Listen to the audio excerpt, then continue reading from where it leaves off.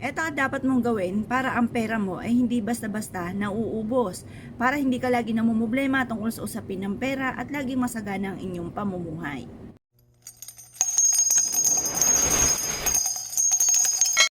Kayo po ba mga bossing ko isa sa mga nakakaranas na mabilis nauubos ang inyong kaperahan? Kung kayo po mga bossing ko ay masipag na tao at lagi na lamang pong nauubusan kayo ng pera, yan po yung malaking question mark. Bakit nga po ganyan? Kailangan po meron tayong mga pang-attract na swerte mga bossing, kagaya po nito mga bossing. Ito pa mga bossing ko ay ang baryang 5 piso. Alam niyo po ba mga bossing ko na ang 5 piso ay isa sa mga pinakamaganda na dapat ay meron po tayo. Bakit kamo? Ito po ang madalas ding ginagamit ng mga pampaswerte. Bakit kamo? Ito pa mga bossing ko ang number 5, 7, 3. Yan ang mga masuswerteng numero mga bossing dahil hindi siya pares-pares. May labi siyang isa mga bossing. Ang pares-pares ay 2, 4, 6 yun. Ibig sabihin po nun, panakto lang lagi ang blessing. Kaya gagawa ka ng mga ganito mga bossing para maglabis-labis ang blessing at hindi lagi nauubos ang inyong kaperahan. Ang gagawin nyo lamang mga bossing ko, hugasan nyo itong ating 5 piso. Mainam mga bossing ko ay silver para maitaboy ang mga kamalasan. Hugasan nyo po ito at pagkatapos mga bossing ko, ito ay ibilad nyo sa sinag ng araw na kagaya nitong aking ipinapakitang ito. Ngayon pa mga bossing, lagyan nyo ito ng bigas mga bossing kagaya nito. Pumili ka ng mabibintog na butil ng bigas mga bossing. At pagkatapos mga bossing, pagsasama-samahin nyo po siya. Yan yung mga mabibintog na butil ng bigas. Ngayon pa mga bossing, ang bigas ay para sa kasaganahan. Sa pulwian ay ginagamit mga bossing ko na pampaswerte. Ang bigas mga bossing ko ay ginagamit pagdating sa usapin ng halimbawa bagong taon, maglalagay ka ng bigas sa inyong hapagkainan.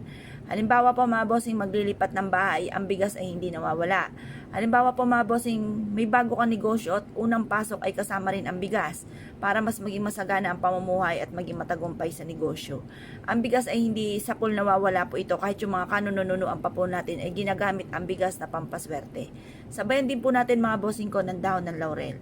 Ang dahon ng laurel ay isa sa mga subok na napakabisa na only wishes mga bossing. Proven po ito na napakaswerte. May 100% ka lang na paniniwala sa mga gatong mga pamamaraan ay kaagad nyong makakamtan ang inyong mga pinapangarap. Ngayon pa mga bossing, ang gawin nyo lang po tuwing umaga or ngayong umagang ito kung kailan nyo ito mapapanood. Humarap ka sa gawing silangan at mag-wish po kayo. Sabihin nyo po sa pamamagitan ng pampaswerteng ito ay magtutuloy-tuloy ang pasok ng swerte at kailanman na hindi na kayo mamumblema tungkol sa usapin ng pera. Siksik-liglig at aapaw at maraming blessing lagi ang dadating sa inyo. Ngayon pa mga bossing, basta positive ka lamang. Ang pinaka-importante sa gumagawa ng mga pampaswerte ay may positibong pananaw sa buhay. Kasi kung ikaw po ay negang tao, huwag ka munang gagawa dahil maaaring ang ma-attract ninyo ay mga nega.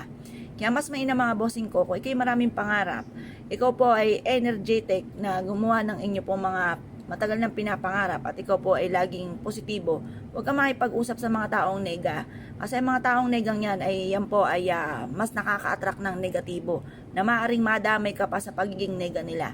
Kaya mas mainam mga bossing ko, ang kausapin ninyo ay mga taong punong-puno ng positibo sa buhay at hindi negang tao. Sabayan nyo rin ang paggawa ng mga pampaswerte, lalong sipagan mga bossing, dagdagan ng sipag at tiyaga upang sa ganon, mabilis nyong ma-achieve ang inyo po mga pinapangarap. Kaya kung kayo po naniniwala at nais nyo po itong gawin, ay siya mga bossing, good luck po sa inyo po lahat.